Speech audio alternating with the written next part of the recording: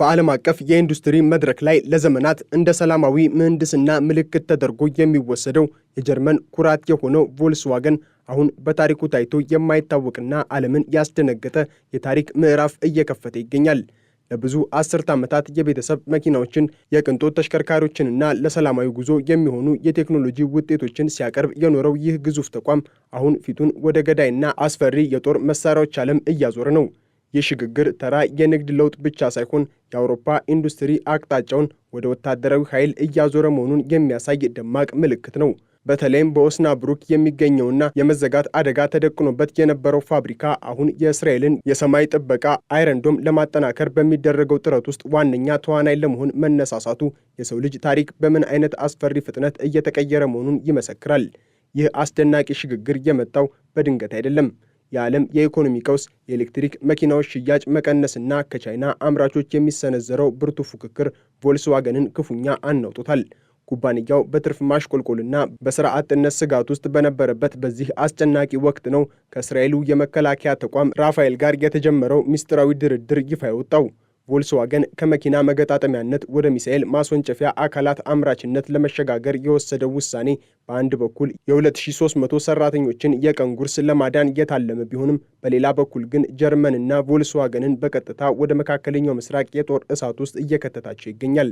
ይህ ለውጥ ከምህንድስና ባለፈ የሞራልና የታሪክ ትልቅ ጥያቄዎችን የሚያስነሳ ሲሆን ኩባንያው ከሁለተኛው የዓለም ጦርነት በኋላ የገነባውን የሰላም አምራች ስም በአንድ ጀንበር ወደ የጦር መሳሪያ ደጋፊነት እየቀየረው ነው። በተለይም በኢራንና በእስራኤል መካከል ያለው ጦርነት ለዚህ ሽግግር እንደ ትልቅ ሞተር ሆኖ አገልግሏል። ኢራን አሁን ላይ ያላት ወታደራዊ ቁመና እስራኤል የሰማይ ጥበቃዋን በከፍተኛ ሁኔታ እንድታጠናክር አስገድዷታል። አይረንዶም የእስራኤል ሕልውና መሰረት ሲሆን ይህንን ስርዓት ለማጠናከር የሚፈለጉት ግብዓቶች ከእስራኤል አቅም በላይ እየሆኑ መጥተዋል። በዚህ ጊዜ ነው ጀርመንና ቮልስዋገን እንደ አዳኝ ብቅ ያሉት። በኦስናብሩክ የሚመረቱት የሚሳኤል ማስወንጨፊያ ክፍሎች፣ ግዙፍ የኃይል ማመንጫዎችና የከባድ ሚሳኤል ተሸካሚ መኪናዎች በእስራኤልና በኢራን መካከል ለሚደረገው የቀጥታ ጦርነት ወሳኝ ግብዓት ናቸው። ቮልስዋገን የሚሳኤል ጥይቶችን አላመርትም ቢልም መሳሪያው ተተኩሶ ግቡን እንዲመታ የሚያስችሉትን ዋና ዋና መዋቅሮች ማምረቱ ግን በጦርነቱ ውስጥ ያለውን ተሳትፎ ጥልቅ ያደርገዋል። የዚህ ሽግግር ቴክኖሎጂያዊ ገጽታ እጅግ አስደናቂና ውስብስብ ነው። አንድ የመኪና ፋብሪካ በ12 ወራት ውስጥ ወደ ወታደራዊ ምርት ሲቀየር የማምረቻ መስመሮቹ ከሮቦቲክስ ወደ ከፍተኛ የብረት ጥንካሬ ፍተሻና ወደ ኤሌክትሮኒክስ የጦር ጥበብ ይቀየራሉ። ቀደም ሲል ለቤተሰብ ሽርሽር የሚሆኑ ተሽከርካሪዎችን ሲያመርቱ የነበሩ እጆች አሁን በሚሳኤል ነበልባል ውስጥ የማይቀልጡና የጠላትን ጥቃት የመቋቋም አቅም ያላቸው ወታደራዊ መዋቅሮችን ማስተካከል ይጀምራሉ። ይህ ለቮልስዋገን ምህንድስና ትልቅ ፈተናና እድል ቢሆንም በዓለም አቀፍ ደረጃ ግን ኩባንያውን የጦር ነጋዴ የሚል ስያሜ ሊያሰጠው የሚችል አደገኛ ጉዞ ነው። ሆኖም ግን በመካከለኛው ምስራቅ ያለው የጦርነት ጥማትና የኢራን ስጋት ይህንን ምርት እንደ ወርቅ ውድና ተፈላጊ አድርጎታል። ይህ ለውጥ የሚያስከትለው ፖለቲካዊ ስጋት ግን ከጥቅሙ በላይ ሊሆን ይችላል። የኦስናብሩክ ነዋሪዎች ከተማቸው የሰላም ከተማ መሆኗ ቀርቶ የጦር መሳሪያ ኢላማ እንዳትሆን ስጋታቸውን እየገለጹ ነው። ኢራንና አጋሮቿ እስራኤልን የሚረዱ ተቋማት ላይ ጥቃት እንደሚሰነዝሩ በተደጋጋሚ ሲያስጠነቅቁ ቆይተዋል። ቮልስዋገን የአይረንዶም አካላትን ማምረት ሲጀምር ፋብሪካውና የጀርመን ምድር የኢራን የስለላ ድርጅቶችና የሳይበር ጥቃት ዋነኛ ኢላማ መሆናቸው የማይቀር ነው። ይህ ደግሞ ጦርነቱን ከመካከለኛው ምስራቅ ወደ አውሮፓ ልብ የማምጣት ያህል ይቆጠራል። በአካባቢው የሚኖሩ ዜጎች ስራችንን ለማዳን ስንል ሕይወታችንን ለአደጋ አናጋልጥም የሚሉ ድምፆችን ማሰማታቸው ሽግግሩ በምን አይነት የጭንቀት ድባብ ውስጥ እየተከናወነ መሆኑን ያሳያል። ከዚህም በላይ የቮልስዋገን ወደ ጦር መሳሪያ ምርት መግባት የጀርመንን ታሪካዊ ጠባሳ መልሶ የሚቀሰቅስ ነው። ኩባንያው በናዚ ዘመን የነበረው ተሳትፎና አሁን ደግሞ በዘመናዊው ጦርነት ውስጥ የሚጫወተው ሚና በዓለም አቀፍ ደረጃ በኩባንያው ስም ላይ ትልቅ ጥቁር ነጥብ ሊጥል ይችላል። ይሁን እንጂ የጀርመን መንግስት ይህንን እርምጃ በሙሉ ልብ መደገፉ አውሮፓ ከሩሲያና ዩክሬን ጦርነት በኋላ ያላትን የጸጥታ አመለካከት በከፍተኛ ሁኔታ መቀየሯን ያሳያል። አሁን ቅድሚያ የሚሰጠው ለቅንጦት መኪናዎች ሳይሆን ለሀገር መከላከያና ለስትራቴጂካዊ ጥምረት ነው። ቮልስዋገን የዚህ አዲስ የጦርነት ኢኮኖሚ ሰለባና ተጠቃሚ ሆኖ ብቅ ብሏል። ኢራን በእስራኤል ላይ ያላትን አቋም ተከትሎ የእስራኤል የጥበቃ ስርዓት ፍላጎት በከፍተኛ ሁኔታ ኑሯል። አይረንዶም በአሁኑ ሰዓት በዓለም ላይ በብዛት ተፈላጊ የሆነና በጦር ሜዳ የተፈተነ መከላከያ ነው። ቮልስዋገን ይህንን ቴክኖሎጂ በጀርመን ምድር ማምረት መጀመሩ እስራኤል ከሩቅ አጋሮቿ ጋር ያላትን ወታደራዊ ትስስር ወደ አዲስ ደረጃ ያሸጋግረዋል። ይህ ግን በኢራን በኩል እንደ ቀጥተኛ ትንኮሳ የሚቆጠር ሲሆን ወደፊት ሊከሰቱ ለሚችሉ ግጭቶች ቮልስዋገንን የጦር ሜዳ አንድ አካል ያደርገዋል። የኩባንያው የአክሲዮን ዋጋ መጨመርና የገበያ መነቃቃት ቢታይም ከጀርባው ያለው የሞትና የጥፋት ጥላ ግን በቀላሉ የሚታይ አይደለም። በቀጣይ የሚመጡ ስጋቶችም ዘርፈ ብዙ ናቸው። አንደኛው የኢንዱስትሪው ወታደራዊነት ነው። ቮልስዋገን ካከናወነው እንደ መርሴዲስ እና BMW ያሉ ሌሎች ግዙፍ ኩባንያዎችም ተመሳሳይ ፈለግ መከተላቸው አይቀርም። ይህ ደግሞ የሲቪል ቴክኖሎጂን ወደ ኋላ በመግፋት ዓለምን ወደ ከፍተኛ የጦር መሳሪያ ውድድር ውስጥ ይከታታል። ሁለተኛው ስጋት የኢራን የሳይበር ጦርነት ነው።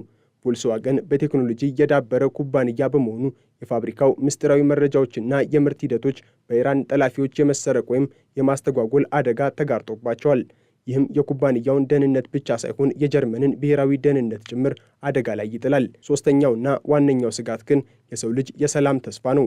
አንድ ታዋቂ የቤተሰብ መኪና አምራች ወደ ሚሳኤል መከላከያ ሲዞር ዓለም ከሰላማዊ ውይይት ይልቅ ወደ ኃይል አማራጭ እያመዘነች መሆኑን ያረጋግጣል።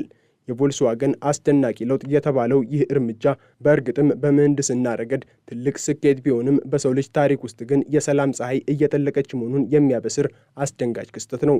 በኦስናብሩክ ፋብሪካ ውስጥ የሚገጣጠሙት ክፍሎች ወደ እስራኤል ሲላኩ እነዚያ ክፍሎች ከሚሳኤል ጋር ተባብረው በሰማይ ላይ ሲፈነዱ የቮልስዋገን አርማ በዚያ ጭስና እሳት ውስጥ ተቀብሮ ይቀራል። ቮልስዋገን ከመኪና አምራችነት ወደ ሚሳኤል መከላከያ መዋቅር አቅራቢነት ያደረገው ሽግግር የዘመናችንን የጂኦፖለቲካዊ ትኩሳት ቁልጭ አድርጎ የሚያሳይ ነው። በኢራን ስጋትና በእስራኤል የመከላከል ፍላጎት መካከል ቮልስዋገን የንግድና የህልውና አማራጩን አግኝቷል። ሆኖም ይህ ውሳኔ በጀርመን ምድርም ሆነ በዓለም ዙሪያ የሚያስከትለው የረጅም ጊዜ መዘዝ ገና አላበቃም።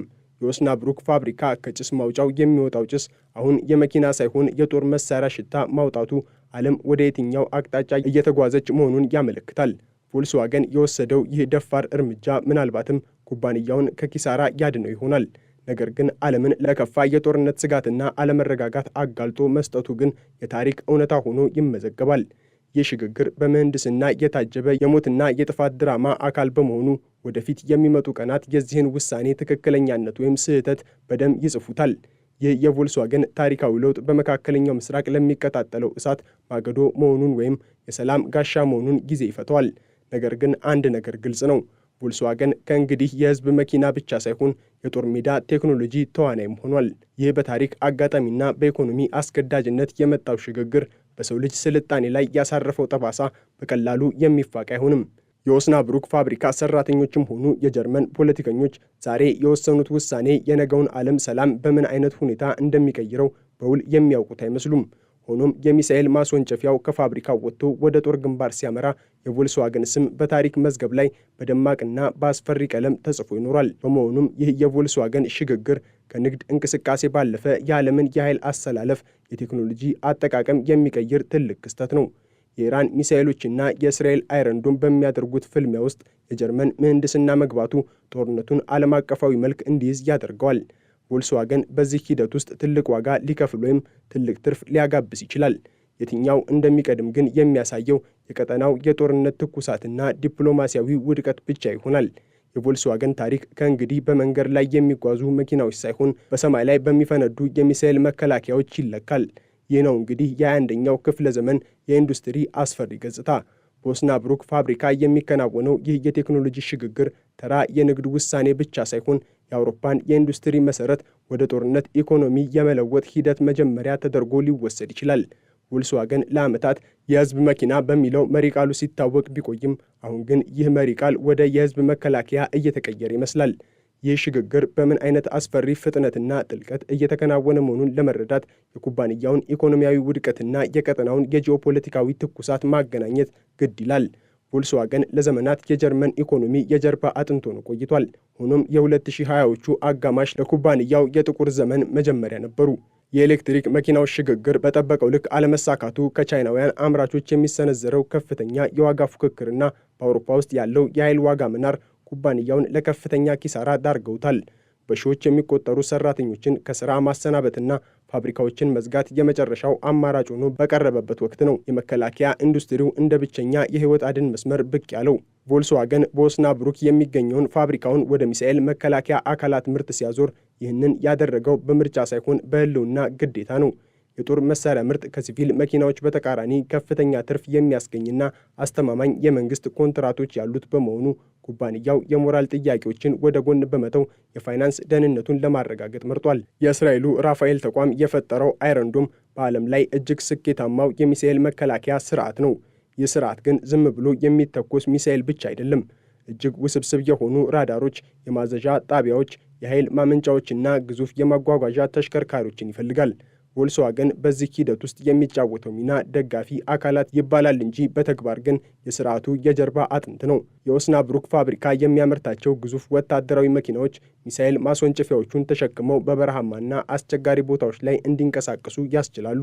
እንዲሁም ስርዓቱ ያለማቋረጥ እንዲሰራ የሚያስፈልጉት እጅግ ዘመናዊ የኃይል ማመንጫዎች የሚገጣጠሙት በዚህ ፋብሪካ ነው። ቮልስዋገን በከባድ መኪናዎች ምርት የነበረውን የብዙ ዓመታት ልምድ አሁን ወደ ጦር መሳሪያ ዓለም አዛውሮታል። ይህ ሽግግር የመኪና ፋብሪካው ያሉትን ሮቦቶችና የማሽን ጥበቦች በቀጥታ ለጦርነት እንዲውሉ የሚያደርግ በመሆኑ የምርት ሂደቱ እጅግ ቀልጣፋና አስፈሪ ያደርገዋል። በኢራንና በእስራኤል መካከል ያለው ጦርነት በዚህ የሚቀጥል ከሆነ የሚሳኤል መከላከያውን አስፈላጊነት ይበልጥ ያጎለዋል።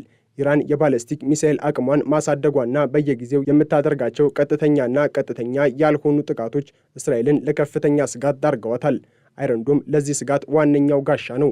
ቮልስዋገን በዚህ ጋሻ ምርት ውስጥ መሳተፉ ደግሞ ጀርመንንና የጀርመንን ኢንዱስትሪ በቀጥታ የኢራን ቁጣ ኢላማ ያደርጋቸዋል። የኢራን የጦር መሪዎች እስራኤልን የሚረዱ አገራትና ኩባንያዎች ላይ አሰቃቂ እርምጃ እንደሚወስዱ ደጋግመው መናገራቸው ቮልስዋገን የገባበትን ዓለም አቀፋዊ የፖለቲካ አደገኛነት ያሳያል። የኢራን ድሮኖችና ሚሳኤሎች በከፍተኛ ሁኔታ እየዘመኑ በመጡበት በዚህ ወቅት ቮልስዋገን የሚያመርታቸው አካላት የእስራኤልን የመከላከያ አቅም በእጥፍ ስለሚጨምሩ ኢራን ይህንን ምርት ለማደናቀፍ ማንኛውንም አማራጭ ልትጠቀም ትችላለች። ይህ ማለት የኦስናብሩክ ፋብሪካ ከመኪና መገጣጠሚያነት አልፎ የዓለም አቀፍ የስለላና የጥቃት አውድማ ሊሆን ይችላል ማለት ነው። ቮልስዋገን በ1937 በናዚ አገዛዝ ስር የተመሰረተ ኩባንያ ነው። በሁለተኛው የዓለም ጦርነት ወቅት ፋብሪካዎቹ ለጀርመን ጦር የጦር መኪናዎችንና የቪዋን የሚሳኤል አካላትን ሲያመርቱ እንደነበር ታሪክ ይነግረናል። በወቅቱ የአይሁድ ተወላጆችና የጦር እስረኞች በፋብሪካ ውስጥ በግዴታ እንዲሰሩ መደረጋቸው የኩባንያው ጥቁር ጠባሳ ነው። አሁን ከ80 ዓመታት በኋላ ያለው ኩባንያ የእስራኤልን መንግስትና ሕዝብ ከጥፋት ለመከላከል የሚሳኤል መከላከያ አካላትን ማምረት መጀመሩ እጅግ የሚገርም የታሪክ ምጸት ነው። አንዳንድ ተንታኞች ይህንን እርምጃ ለታሪክ ይቅርታ የመጠየቂያ መንገድ አድርገው ቢመለከቱትም፣ ሌሎች ግን ኩባንያው አሁንም ወደ ጦርነት ደም መመለሱ ነው በማለት ይተቹታል። ምንም እንኳን የዛሬው ዓለም አቀፋዊ ሁኔታ ከሁለተኛው የዓለም ጦርነት የተለየ ቢሆንም የቮልስዋገን ስም ከጦር መሳሪያ ጋር ተያይዞ መነሳቱ የታሪክን ቁስል መልሶ እንደሚቀሰቅስ ጥርጥር የለውም። በኦስናብሩክ ፋብሪካ የሚሰሩ ሰራተኞች አሁን በሁለት ተቃራኒ ስሜቶች ውስጥ ይገኛሉ። በአንድ በኩል ስራቸው መዳኑና ፋብሪካው አለመዘጋቱ እፎይታ ቢሰጣቸውም፣ በሌላ በኩል ግን የሰው ነፍስ የሚቀጥፍ መሳሪያ አካል እያመረትን ነው የሚለው ስሜት የሞራል ጫና ፈጥሮባቸዋል። ከዚህም በላይ ፋብሪካው ወታደራዊ ኢላማ ሊሆን ይችላል የሚለው ስጋት ከሰራተኞችና ከቤተሰቦቻቸው ላይ ከፍተኛ ስጋትን ደቅኗል። የአካባቢው ነዋሪዎችም ከተማችንን ለምን የጦርነት ማዕከል ታደርጋላችሁ በማለት ተቃውሟቸውን እየገለጹ ነው። ይህ ማኅበራዊ ውጥረት ቮልስዋገን በቀጣይ ለሚያደርጋቸው ሽግግሮች ትልቅ እንቅፋት ሊሆን ይችላል። የጀርመን የሰራተኞች ማኅበራት በተለምዶ የጦር መሳሪያ ምርትን የሚቃወሙ ቢሆንም አሁን ግን በኢኮኖሚው ቀውስ ምክንያት ድምፃቸውን ለማጥፋት ተገደዋል። የቮልስዋገን ወደ መከላከያ ኢንዱስትሪ መግባት ለዓለም የኢንዱስትሪ አዲስ አቅጣጫን ይከፍታል። ይህ ወታደራዊ ኢንዱስትሪ ግንኙነት እየጠነከረ በመጣ ቁጥር ዓለም ወደ ከፍተኛ የጦር መሳሪያ ውድድር ውስጥ ትገባለች። ወደፊት የሚመጡ ስጋቶች በሦስት ዋና ዋና ነጥቦች ሊከፈሉ ይችላሉ። ቮልስዋገን እንደ አይረን ዶም ያሉ ስሱ ቴክኖሎጂዎችን ማምረት ሲጀምር የኩባንያው ዲጂታል መሠረተ ልማት የኢራንና የሌሎች ጠላት አገራት ጠላፊዎች ዋነኛ ኢላማ ይሆናል። የምርት ምስጢሮችን መስረቅ ወይንም የማምረቻ መስመሮችን ማሰናከል የዘመናዊው ጦርነት አካል ነው። ይህ ደግሞ በቮልስዋገን መኪናዎች ላይ የሚጠቀሙትን ሶፍትዌሮች ጭምር አደጋ ላይ ሊጥል ይችላል። ቮልስዋገን ዓለም አቀፋዊ ኩባንያ ነው። ምርቶቹን በብዙ እስላማዊ አገራትና እስራኤልን በሚቃወሙ መንግስታት ዘንድ ይሸጣል። ኩባንያው ከእስራኤል መከላከያ ጋር ያለው ጥምረት ይፋ ሲሆን በእነዚህ አገራት ውስጥ ከፍተኛ የሽያጭ ማሽቆልቆልና የንግድ ማዕቀብ ሊገጥመው ይችላል። ይህ ደግሞ ኩባንያውን በኢኮኖሚና በዲፕሎማሲ መካከል አስቸጋሪ ምርጫ ውስጥ ይከተዋል። የቮልስዋገን እርምጃ ሌሎች የአውሮፓ መኪና አምራቾች ማለትም እንደ ሬኖ፣ ፊያትና መርሴዲስ ተመሳሳይ ውሳኔ እንዲወስዱ በር ይከፍታል። ይህ ደግሞ አውሮፓን ከሲቪል ማህበረሰብ ወደ ታጣቂ ማህበረሰብ የመለወጥ አደጋ አለው። የኢንዱስትሪዎች ትኩረት ከምቾትና ከደህንነት ወደ ጥፋትና መከላከል ሲዞር የሰው ልጅ የሰላም ተስፋ ይደበዝዛል። ቮልስዋገን ከመኪና ምርት ወደ ሚሳኤል መከላከያ አካላት ምርት ያደረገው ይህ አስደናቂ ሽግግር የዘመናችንን የጭካኔና የህልውና ትግል ቁልጭ አድርጎ ያሳያል። በኢራንና በእስራኤል መካከል ያለው የጦርነት ትኩሳት፣ የጀርመን ኢኮኖሚ መዳከምና የቴክኖሎጂው ሽግግር ተዳምረው ቮልስዋገንን ወደ አዲስና አስፈሪ ጎዳና መርተውታል። የኦስናብሩክ ፋብሪካ አሁን የሚሳኤል ማስወንጨፊያዎችን በማምረት ስራውን ቢቀጥልም ይህ ውሳኔ የሚያስከትለው የታሪክ የሞራልና የደህንነት መዘዝ ገና ለብዙ አስርት ዓመታት ይቆያል። ዓለም አሁን ያለችበት ሁኔታ ሰላማዊ መኪናዎችን ከማምረት ይልቅ የሚሳኤል ጋሻዎችን ማምረት የበለጠ ትርፋማና አስፈላጊ የሆነበት ደረጃ ላይ ደርሷል። ቮልስዋገን የወሰደው እርምጃ የዚህ መራራ እውነት ውጤት ነው። ኩባንያው ከጥፋት የተረፈ ቢመስልም በታሪክ መዝገብ ላይ ግን የጦርነት አጋዥ የሚል ስም ተጽፎበታል። በመካከለኛው ምስራቅ ያለው እሳት እየተቀጣጠለ በሄደ ቁጥር የቮልስዋገን ሚና ይበልጥ ጎልቶ ይወጣል። ይህ ጉዞ ወዴት እንደሚያደርሰን ማንም ባያውቅም አንድ ነገር ግን በእርግጠኝነት መናገር ይቻላል። የቮልስዋገን አርማ ከእንግዲህ በመንገዶች ላይ ብቻ ሳይሆን በሰማይ ላይ በሚፈነዱ የሚሳኤል ነበልባሎች ውስጥም ይታያል። ይህ ነው እንግዲህ የብረትና የእሳት ጋብቻ የፈጠረው አዲሱ የቮልስዋገን ገጽታ።